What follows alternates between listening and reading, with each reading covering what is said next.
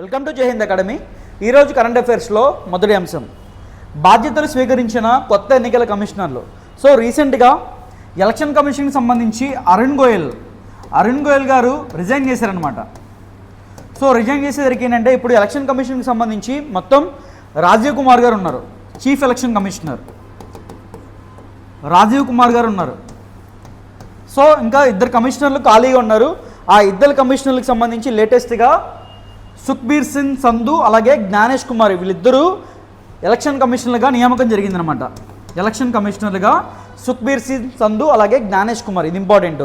So వీళ్ళకి సంబంధించి appointment ఎలా జరిగింది దానికి ఒక స్టోరీ చూసుకోవాలంటే రీసెంట్గా 2023లో ఒక చట్టం వచ్చింది. ఆ చట్టానికి ఏంటంటే ఎలక్షన్ కమిషనర్ అలాగే చీఫ్ ఎలక్షన్ కమిషనర్ అలాగే చీఫ్ ఎలక్షన్ కమిషనర్ ఎలక్షన్ కమిషనర్కి సంబంధించి అపాయింట్మెంట్ టర్మ్ ఆఫ్ ఆఫీస్ సంబంధించి 2023కి సంబంధించి ఒక యాక్ట్ ఉంది. ఆ యాక్ట్ ప్రకారం ఫస్ట్ దీనిలో ప్రాసెస్ ఏంటంటే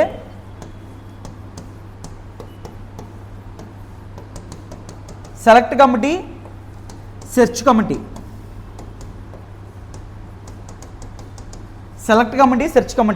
సో ఈ ఇద్దరి విషయంలో జరిగింది ఏంటంటే సెర్చ్ కమిటీ ఏదైతే ఉందో ఆ సెర్చ్ కమిటీకి సంబంధించి అధ్యక్షులుగా ఎవరైతే ఉంటారో, ప్రెసిడెంట్గా ఎవరైతే సెర్చ్ కమిటీ సంబంధించి అధ్యక్షులుగా లా మినిస్టర్ ఉంటారు. లా మినిస్టర్ అలాగే ఇద్దరు క్యాబినెట్ సెక్రటరీ హోదా ఉన్న ర్యాంక్ ఐఏఎస్లు ఉంటారు అనమాట. సో వీళ్ళ ముగ్గురికి సంబంధించి ఒక సెర్చ్ కమిటీ ఆరుగురు సభ్యులను ఎంపిక చేస్తారన్నమాట, 6 మెంబర్స్ని. ఈ 6 మెంబర్స్ని సంబంధించి 6 మెంబర్స్ని సెలెక్ట్ చేసి సెలెక్ట్ కమిటీకి పంపిస్తారన్నమాట. ఈ సెలెక్ట్ కమిటీకి సంబంధించి ప్రధాని నరేంద్ర మోడీ గారు, అమిత్ షా గారు అలాగే లోక్సభకు సంబంధించి ఏదైతే కాంగ్రెస్కి సంబంధించి అధీర్ రంజన్ చౌదరి ఎవరైతే ముగ్గురు ఉన్నారో ఈ కమిటీకి వెళ్ళనున్నాడు. ఈ కమిటీకి సంబంధించి ఎవరైతే వీళ్ళిద్దరిని సెలెక్ట్ చేస్తారనమాట. సో మనకి చూసుకుంటే కనుక ఈ యొక్క ఎలక్షన్ కమిషన్కి సంబంధించి ఆర్టికల్ 324 చెప్పిద్ది అనమాట. Election commission article 324 election commission గురించి చెప్పింది. అలాగే దీనికి సంబంధించి చూసుకుంటే కనుక ఈ యొక్క ఎలక్షన్ కమిషన్ అనేది స్టార్టింగ్ 1951 నుంచి చూసుకుంటే కనుక 1989 దాకా ఒక సభ్యులు మాత్రమే ఉండేవాళ్ళు, ఒకలే సభ్యులు ఉండేవాళ్ళు అనమాట. ఎప్పుడైతే 1989 దగ్గర మన యొక్క సంబంధించి ఏజ్ 21 ఇయర్స్ నుంచి 18 ఇయర్స్కి తగ్గించారన్నమాట ఓటు వేసే ఏజ్. సో అప్పటికి సంబంధించి మొత్తం ముగ్గురు వచ్చారు. ఒక చీఫ్ ఎలక్షన్ కమిషనర్తో పాటు ఇద్దరు ఎలక్షన్ కమిషనర్స్ ఉంటారన్నమాట. దీనికి సంబంధించి మరొక అంశం, ఎన్విరాన్మెంట్ పాయింట్ ఆఫ్ వ్యూలో చాలా ఇంపార్టెంట్ పాయింట్ ఇది. సో ఏంటంటే దక్షిణ హిందూ మహాసముద్రంలో అంటార్కిటిక్ సమీపంలో ఏదైతే దక్షిణాఫ్రికాకి సంబంధించి ఒక భూభాగం ఉందన్నమాట. ఆ భూభాగం ఏంటంటే ఆ భూభాగం దగ్గర ఒక ద్వీపం, ఆ ద్వీపం పేరు మరియన్ ఐలాండ్.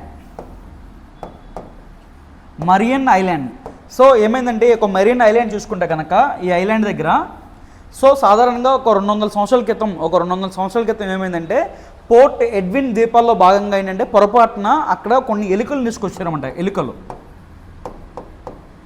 ఆ ఎలుకలు తీసుకోవడం వల్ల ఏమైందంటే ఆ ఎలుకలు పిల్లలు పెట్టి ఏమైందంటే దాదాపుగా వాటి సంతతి బాగా పెరిగిపోయింది. ఆ సంతతి బాగా పెరిగిపోయిందంటే ఆ ద్వీపంలో ఏదైతే ఉందో ఆ ద్వీపంలో సూటీ ఆల్బట్రాస్ అని చెప్పి ఒక పక్షులు పెరుగుతూ ఉన్నాయి. ఆ పక్షులను కూడా ఆ ఎలుకలు తినేస్తున్నాయి అనమాట. సో పక్షులు తినడం వల్ల ఏమైందంటే ఆ ఏరియాలో బయోడైవర్సిటీ ఏదైతే ఉందో బయోడైవర్సిటీకి దెబ్బతింటుంది. సో ఏదైతే ఉందో ఆ ఎలుకలను చంపడానికి కొన్ని వందల టన్నుల ఎలుకల విషాన్ని ఉపయోగించి ఆ యొక్క ద్వీపంలో ఆ యొక్క ఎలుకలను చంపడానికి ప్రయత్నిస్తున్నారు అనమాట. ఇటీవల కాలంలో ప్రయత్నాలు జరుగుతాయి. బయోడైవర్సిటీ చూసుకుంటే కనుక ప్రతిదీ ఇంపార్టెంట్ అనమాట. దానిలో భాగంగా ఎలుకలు ఎక్కువైపోవడంతో ఎలుకలు ఎక్కువైపోయి వాటిని తినేయడం వల్ల వాటి సంతతి మొత్తం తగ్గిపోతుంది అనమాట. సో అదనమాట. ఇటీవల కాలంలో ఏ ప్రాంతంలో ఎలుకలకు సంబంధించి సాముగా కొన్ని వందల టన్నుల విషయాన్ని ఉపయోగించి ఎలుకలను చంపుతారని సంబంధించి చూసుకుంటే కనుక మరీన్ ఐలాండ్, దానికి సంబంధించిన పక్షి పేరు అడిగితే సూటీ ఆల్బట్రస్ అని చెప్పాలి. మరొక అంశం, ఆరోగ్య సేవలతో ముడిపడిన ఇన్ఫెక్షన్ల ముప్పును పసిగట్టేందుకు సో సాధారణంగా మనం ఒక వ్యాధి వచ్చిందని చెప్పి హాస్పిటల్కి వెళ్తూ ఉంటాం. ఆ హాస్పిటల్కి వెళ్ళినప్పుడు వేరే వ్యాధులు ఇన్ఫెక్షన్లు సోకే అవకాశం ఎక్కువగా ఉంటుందన్నమాట. ఆ ఇన్ఫెక్షన్లో సోకే అవకాశానికి సంబంధించి ఖచ్చితంగా గుర్తించగల ఒక కృత్రిమ మేధకు సంబంధించి ఒక ఆర్టిఫిషియల్ ఇంటెలిజెన్స్ సంబంధించి అమెరికా పరిశోధనలు కనిపెట్టారనమాట. ఇప్పుడు ఎగ్జాంపుల్ చూసుకుందాం. అమెరికాలో 2015లో ఏదైనా ఒక వ్యాధి సోకిందని చెప్పి హాస్పిటల్కి వెళ్ళినప్పుడు ఆ ఎవరైతే వెళ్ళారో వాళ్ళకి సంబంధించి దాదాపు 6.87 లక్షల మందికి హెచ్ఏ చూసుకుంటే కనుక ఏదైతే health care associates infection. Health care associate infection అంటే ఒక వ్యాధి కోసం, ఒక వ్యాధి సోకిందని చెప్పి హాస్పిటల్కి వెళ్తేప్పుడు వేరొక ఇన్ఫెక్షన్ వచ్చే సోకే తీవ్రతకు సంబంధించి ఒక ఆర్టిఫిషియల్ ఇంటెలిజెన్స్ సంబంధించి అమెరికా వాళ్ళు సంబంధించి వీళ్ళు కనిపెట్టారనమాట. దానికి సంబంధించి ఎవరు కనిపెట్టారంటే సెయింట్ లూయిస్ విశ్వవిద్యాలయం అలాగే యూనివర్సిటీ ఆఫ్ లూయిస్ వెల్లే యూనివర్సిటీ వాళ్ళు కనిపెట్టారనమాట. దాదాపు చూసుకుంటే కనుక అమెరికాలో 2015లో ఇలాంటి వ్యాధి ఎంతమంది సోకిందంటే ఏదైతే 7 లక్షల మందికి 6.87 లక్షల మంది సోకితే దాంట్లో 72,000 మంది పైగా చనిపోయారనమాట. సో ఎంత వ్యాధి వస్తుందని చెప్పి, ఎంత శాతం ఆ యొక్క ముప్పు ఉందని చెప్పి అమెరికా శాస్త్రవేత్తలు దీన్ని కనిపెట్టారన్నమాట. ఇది చాలా ఇంపార్టెంట్.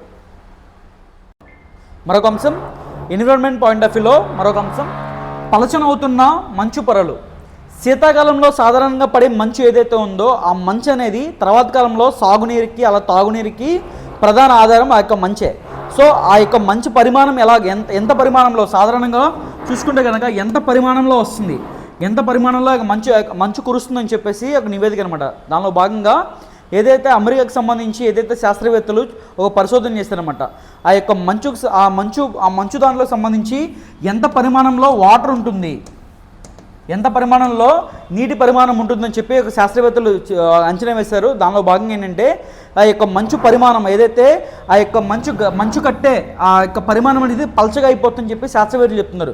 దీనికి ప్రధానంగా కారణం వాళ్ళు ఏం చెప్తున్నారంటే భూతాపం, భూమి వేడెక్కడం వల్ల ఆ మంచు అనేది ఏదైతే ఉందో దాని పరిమాణం అనేది ఎక్కువ పల్చగా అయిపోతుందని చెప్పి శాస్త్రవేత్తలు చెప్తున్నారు. దానిలో భాగంగా వాళ్ళు చెప్పిన నివేదిక ప్రకారం ఏంటంటే అమెరికాకు సంబంధించి చూసుకుంటే కనుక వాళ్ళు దాదాపు 48 పర్వత శిఖరాల్లో పరిశోధన చేశారు.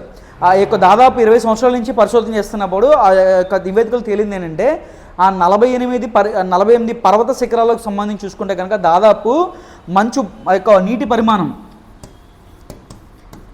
22% తగ్గిందని చెప్పి ఈ యొక్క అమెరికాకు సంబంధించి శాస్త్రవేత్తలు చెప్తున్నారు. దీనికి ప్రధానంగా వాళ్ళు చెప్పే కారణం ఏంటంటే భూతాపం, భూమి వేడెక్కడం వల్ల ప్రధానంగా ఈ యొక్క మంచు అనేది పలచగా ఉంది, పరిమాణం అనేది పలచగా అయిపోతుంది. తద్వారా ఏంటంటే అమెరికాకు సంబంధించి ఒక 48 రాష్ట్రాలకు సంబంధించి పర్వత శిఖరాల్లో యొక్క నీటి పరిమాణం 22% తగ్గిందని చెప్పి చెప్తాను అనమాట. ఇది ఇంపార్టెంట్. మరొక అంశం science and technology point of వ్యూలో ఇంపార్టెంట్. స్పేస్ ఎక్స్ సహాయంతో అమెరికా నిఘా network. Space X Elon Musk సంబంధించి ఎలాన్ మస్క్ సంబంధించి స్పేస్ ఎక్స్ ఏదైతే అమెరికాకు సంబంధించి కనీవిని ఎరుగని రీతిలో అమెరికాకు సంబంధించి నిఘా నెట్వర్క్ని ఏర్పాటు చేయబోతుందన్నమాట. సో తద్వారా ఏంటంటే అమెరికా చాలా వందల ఉపగ్రహాలని ఈ యొక్క నెట్వర్క్ కోసం ఉపయోగించబోతుంది. ఏంటంటే spy satellite network.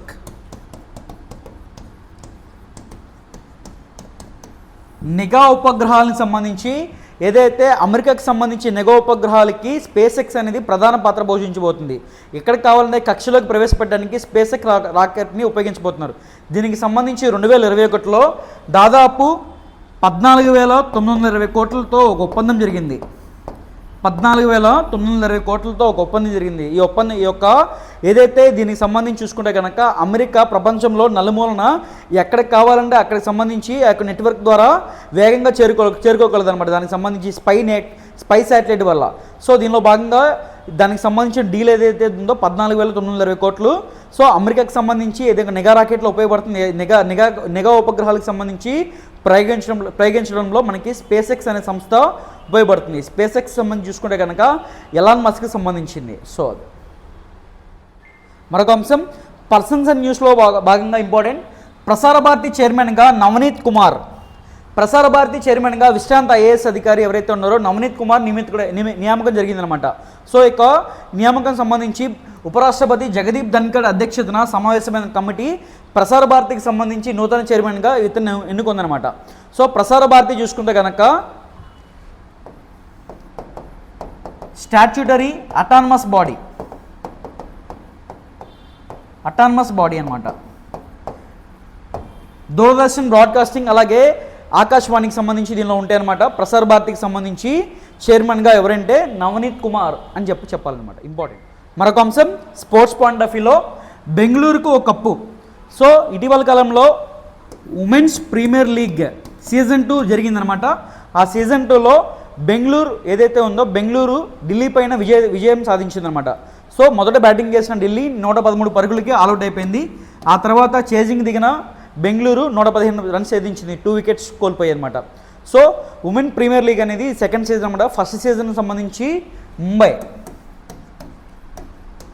Second season వచ్చేసరికి ఆర్సీబీ. ఇంపార్టెంట్. ఇవి ఇప్పటివరకు నా కరెంట్ అఫైర్స్ ప్రతిరోజు మీకు జై హింద్ అకాడమీ యూట్యూబ్ ఛానల్లో అందుబాటులో ఉంటాయి. So please like, share and subscribe Jai Hind academy YouTube ఛానల్. Thank you.